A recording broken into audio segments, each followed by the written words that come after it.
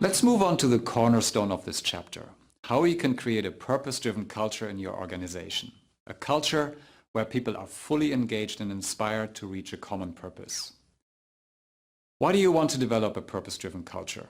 Because in a world that's fundamentally changing, you need to make use of every brain cell in your people to solve the problems ahead of us.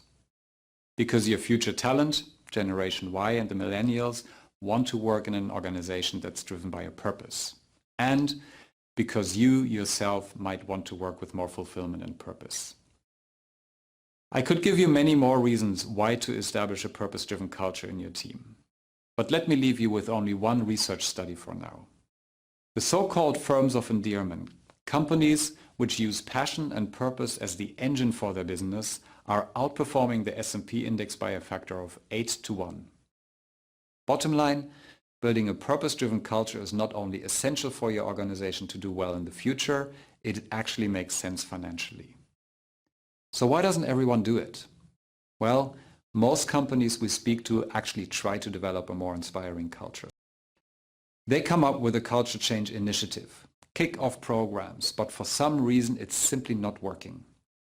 When it's about meeting quarterly sales targets or reducing cost, people fall back to their usual way of behavior. Take Cisco Systems, for example, the big networking company. Their CEO, John Chambers, initiated a culture change in 2008. The press was all ooh and oh about it, even concerned that Chambers is turning Cisco socialist.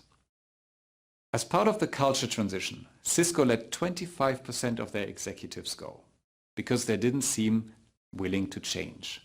And still, the transformation turned out extremely challenging, because in the end, people's mindsets, their thinking needs to change. And that's really hard to accomplish. So we need a different approach. If I asked you how to build a strong culture, what would you say? Most of the executives we ask need to think for a moment, and then they usually answer, you just live it. You become the example. Aside from the fact that this is neither scalable nor replicable in an organization, there's a big problem with this approach. Let's say you take over a team of 100 people. If you're already a manager, you're probably familiar with this. In the beginning, everyone will look at you. They will observe how you behave, what you do, how you deal with certain situations. So if you just live it, people are in a state of apprehension as they try to understand how you tick. They're uncertain. And whenever there's uncertainty, there's fear. You create a culture of fear. And then let's say, for example, one of your people doesn't perform the way you want. He doesn't deliver quality. What do? If you take him off the job or put him somewhere else, everyone's looking at it, wondering, what's he doing? Am I going to be the next one he lets go?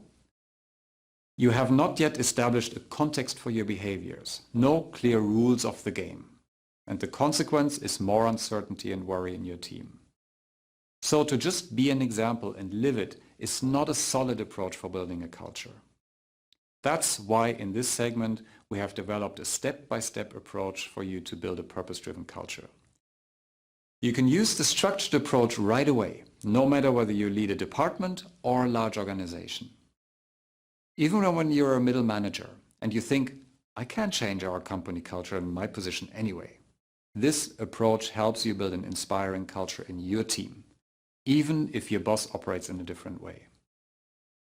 This is critical because, quite frankly, in many organizations we cannot expect the top managers to change.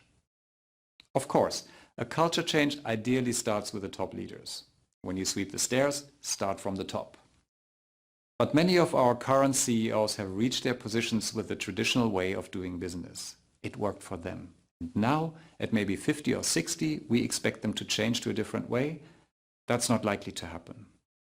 For many leaders, this change is far too risky. But all of these top leaders are intelligent. They know that their company needs to change.